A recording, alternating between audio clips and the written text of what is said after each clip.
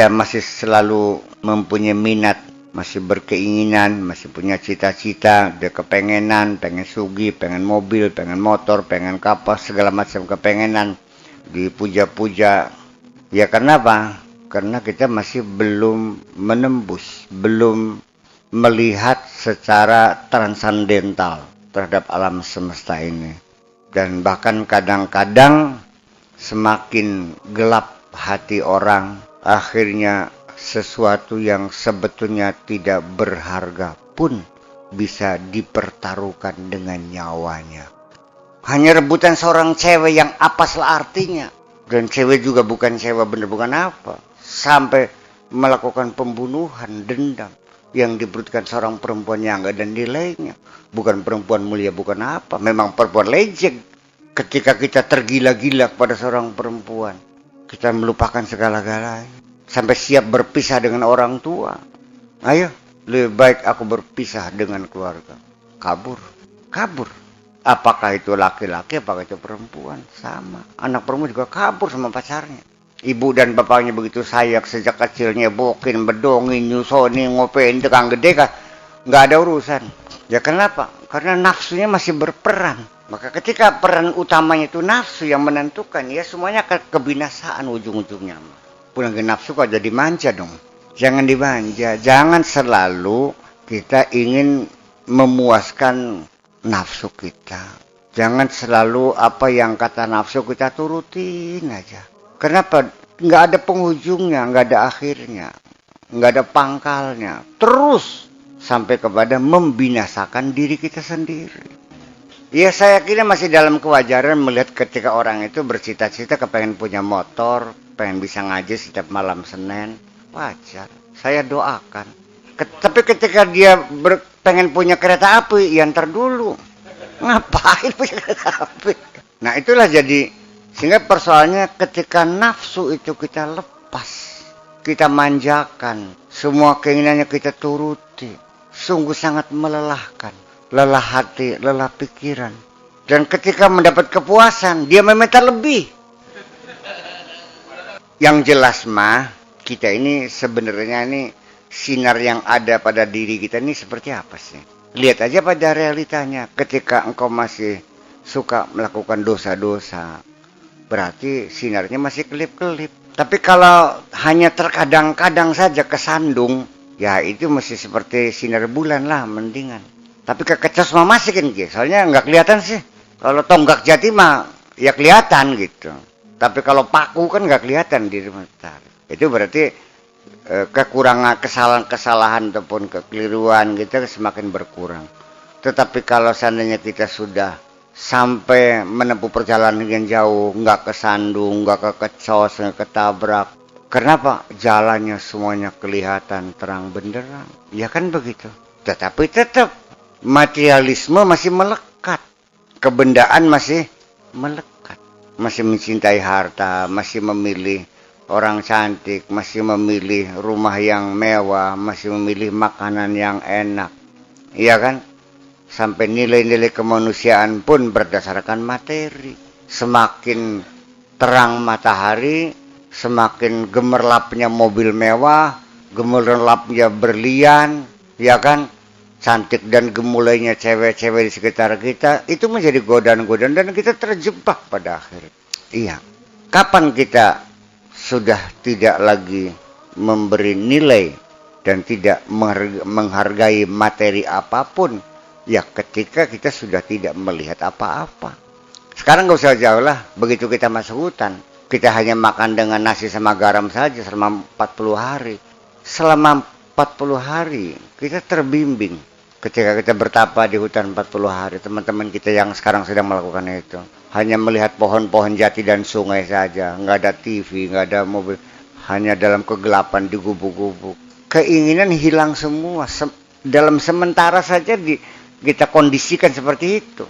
Keinginan kaya hilang, segala macam hilang. Dan akhirnya ternyata ketika kita makan hanya nasi dan Indomie juga tidak kurang dengan makanan mewah di Hotel Mandarin kok. Kemarin saya makan, padahal datang malam, langsung dikasih makan hanya nasi sama Indomie. Alhamdulillah Indomie entok segan entok ini. Bahkan justru semakin kita tidak melihat apa-apa, yang ada di hadapan kita itu semuanya kita nikmati. Percaya nggak? Saya kira kita belajar untuk membatasi angan-angan kita, membatasi hayalan kita, membatasi keinginan kita. Karena nantinya harus Anda ketahui bahwa penderitaanmu itu sebetulnya juga munculnya dari keinginan-keinginan kamu juga sih. Saya nanya deh, ketika Anda gagal jadi sarjana, kecewa nggak? Kenapa kecewa? Karena pengen jadi sarjana. Sekarang pilu, baru selesai kan? Yang nggak jadi kuwu kecewa nggak? Siapa yang kecewa nggak jadi kuwu? Ya pengen jadi kuwu. Wawan ditawarin nggak mau, memang dia nggak jadi kuwu. Kecewa nggak jadi kuwu?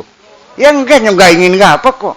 Ya artinya kan bahwa sesungguhnya kekecewaan kita itu ya jelas pasti kita kecewa karena yang kita inginkan tidak terjadi. Jadi ujung-ujungnya adalah kesimpulannya betapa bahagianya orang yang tidak punya keinginan. Ya justru karena itu. Jadi kalau orang tidak punya keinginan, kapan dia akan kecewanya? Anda ingin kaya? Tidak. Nah ketika Anda miskin, Anda tidak kecewa. Betapa bahagianya orang yang tidak punya keinginan.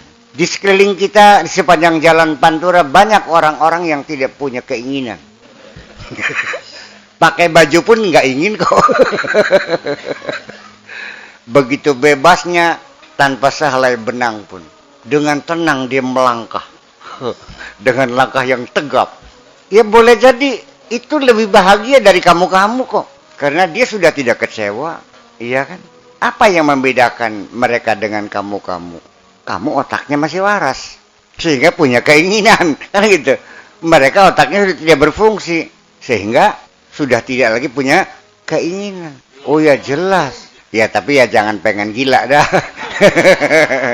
Ya justru karena itu bisa enggak otak waras tapi keinginan terkendali.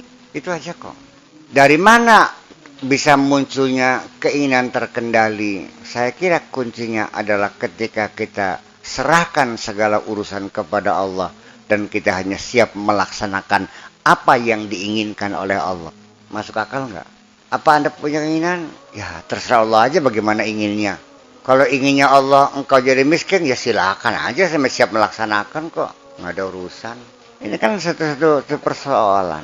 Jadi artinya, saya nanya jujur, Anda ingin bahagia nggak sih? Bener. Lepaskan segala keinginanmu. Ikutilah keinginan Allah saja. Sami'na wa ta'na. Siap melaksanakan segala keinginan Allah apa saja. Ghufranaka, yang penting selalu minta ampun kepada Allah. Padahal mah, ketika engkau serahkan semuanya kepada Allah, siap melaksanakan, tidak mungkin Allah memutuskan Anda sengsara kok. Dan Anda akan diangkat sebagai kekasihnya. Ketika engkau sudah menjadi kekasihnya, lalu apa? Selesai. Akhirnya, apapun yang kau inginkan, itulah yang diinginkan Allah. Dan ketika itulah, engkau akan bisa mengatakan kun fayakun. Apa bisa menunjukkan? Ya bisa. Yang dia sudah tidak punya keinginan, maka kun dia adalah kunnya Allah juga. Iya kan? Karena apa yang kau ucapkan adalah ucapanku. Dan apa yang kau inginkan adalah keinginanku. Karena engkau sudah tiada, yang ada hanya aku. Maka semua keinginanmu adalah keinginanku. Kalau kamunya masih ada, ya silakan aja kalau masih ada. Apa adanya? Keinginannya masih ada. Kalau badan tetap ada, gitu. Berak masih berak, makan masih makan. Iya. Kawinnya masih kawin seperti biasa. Pada ujung-ujungnya mah prakteknya di dalam kehidupan sehari-hari ya seperti orang biasa. Persoalannya punya keinginan dan tidak punya keinginan adalah di dalam hatimu. Apakah dikiranya orang yang sudah tidak punya keinginan lalu miskin? Siapa bilang? Ketika orang sudah tidak punya keinginan, dia memiliki segala-galanya. Keluar masuk pasar, makan di warung, naik mobil Kopayu, turun ke mobil Kopayu. Iya, datang ke majelis taklim, ikut marhaban, ikut tahlilan, ikut kegiatan, ikut nyoblos kubu, sama kok. Yang membedakan adalah hatimu yang masih banyak keinginan dan hati dia sudah tidak punya keinginan apapun. Nah di sini kan menjadi hal yang perlu menjadi penghayatan kita bersama. Apakah ketika engkau tidak punya keinginan lalu engkau tidak berbuat apa-apa? Ya tidak. Malah justru engkaulah orang yang paling banyak berbuat.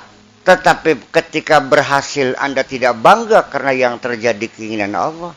Dan ketika engkau gagal kamu pun tidak kecewa karena engkau yakin itu keinginan Allah. Dan ketika itulah ketika saya ditanya, Mang Sakur dalam hidup pernah gagal enggak? Saya jawab, enggak pernah gagal. Sebabnya yang terjadi keinginan Allah kok. Saya enggak pengen apa. Jadi kalau saya gagal ya karena Allah tidak berkehendak, selesai.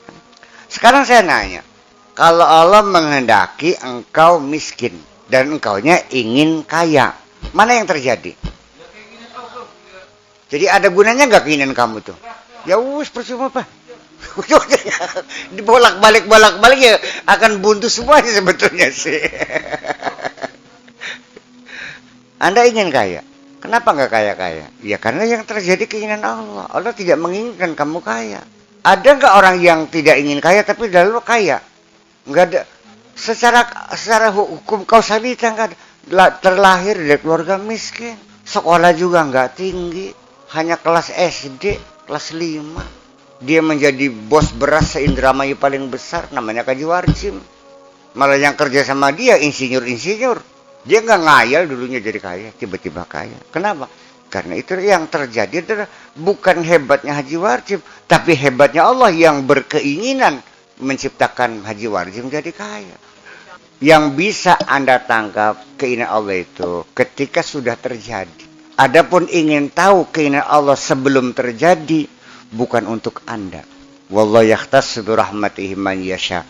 Hanya kepada orang-orang tertentu saja Allah membocorkan rahasianya, memberitahu apa yang diinginkan Allah.